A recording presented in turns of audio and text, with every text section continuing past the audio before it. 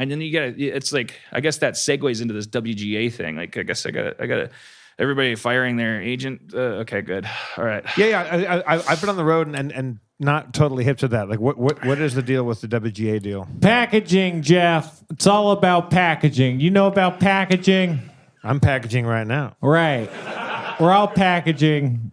I really can't speak with authority on I can't either. Go ahead. No, I don't know. Packaging is when the agents basically cut themselves further into the pie for making deals with multiple talents and parties. So they say, hey, literary agent, like we'll get this writer, and hey, TV agent, and hey, TV actor, we'll get you. And also we'll get 10% more of everyone's money, of everyone's deals for packaging. So they get 10%, on top of the money they already get from the individual parties. And I'm probably way off, but that's a big part of it because it's just them, cutting a huge chunk more of the money than they're already being paid to get. And so, yeah, the WGA is this guy striking. Hates chunks of money. Or carving? You anti-carving?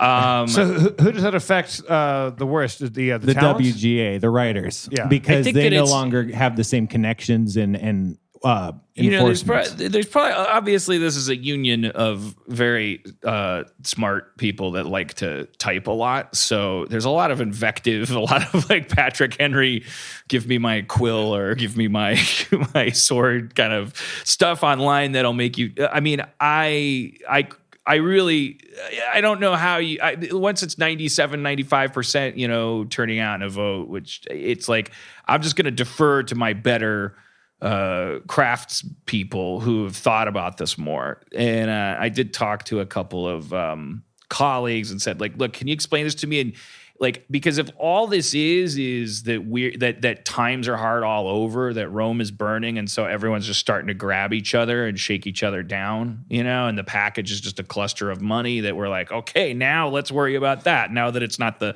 cocaine 80s anymore, and like there's not money just like everywhere. And then someone was like, no, it's not. It's lack of transparency and stuff like that. And they kind of walked me through it. And I took my agents took me out to dinner.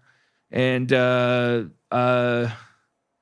such a sweet table of little cherubs. They're human beings. They didn't choose this stuff. They don't run their agency or the industry for the last 30 years, and they are a little brokenhearted that writers are such. We're so dramatic when we really set our mind to something, like they're feeling like very bad. You're saying writers are dramatic? Yeah. I think it's I always thought it was very profound. I mean, that like we have this industry out here where, things that in any other part of the world might be just too frivolous for there to be such compartmentalized and industrialized like division of labor. And because even, that we develop these breeds, and that I'm so thankful that there's this like breed of industry person that does just every part of the job of working as a writer that I would rather kill myself than do, which I mean, notably just like selling me, like telling people that I'm good and that I should have a job. I would die of starvation before I did that. Would never be like, well, I'm a pretty good writer. Think you should maybe. What are you doing over here? Like a Star Trek reboot? Like, look, I've been loving Star Trek. Maybe you've seen some of my work. Here's something you can read. Like, I don't know if I'm pretty good. Like, I would just nah, I'm gonna kill myself. I didn't know that John Travolta was a writer. John Travolta, what are you working on right now? You got a new script for us? I'm working on tell all about the set of Broken Arrow. I gotta say, Broken Arrow is not my favorite John Travolta movie. Hey, but why don't you take a flying hose on a rubber hose? I sound like Bobcat Goldthwait. What did they say on Welcome Back, Kotter? Take a sit on a rubber hose, or put up your nose with a rubber hose. Right. Thank you.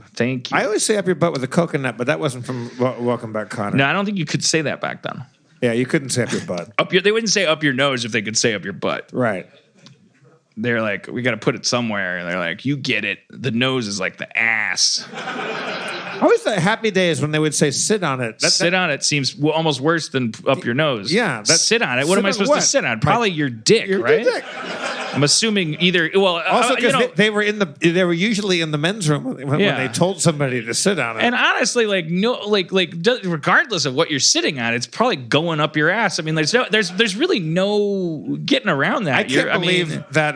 Who made Happy Days? Who was the creator on that one? Gary Marshall. Was it Gary Marshall? I had his office at Paramount. Oh yeah. Yeah, my office was Gary. That was in your eccentric days when you would show up at Paramount in a fucking bathrobe like one of the Wachowski brothers or whatever, right? Yeah, I guess sometimes I do that. Then I get fired, but sometimes you got to edit on a Saturday. I'm not going to put pants on.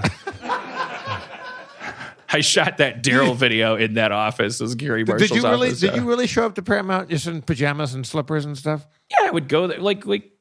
Usually when it was like in the thick of things, when it was like, oh, you got to work on the weekends, which I would do. But it was like, oh, I got to go in on the weekend and I'm just going to sit and pull into Paramount's lot, go into an edit bay and sit there for 6 hours and ship an episode. Well, who cares? Yeah, sure, I'll wear my pajamas. I saw you in a Me onesie in the last episode of this.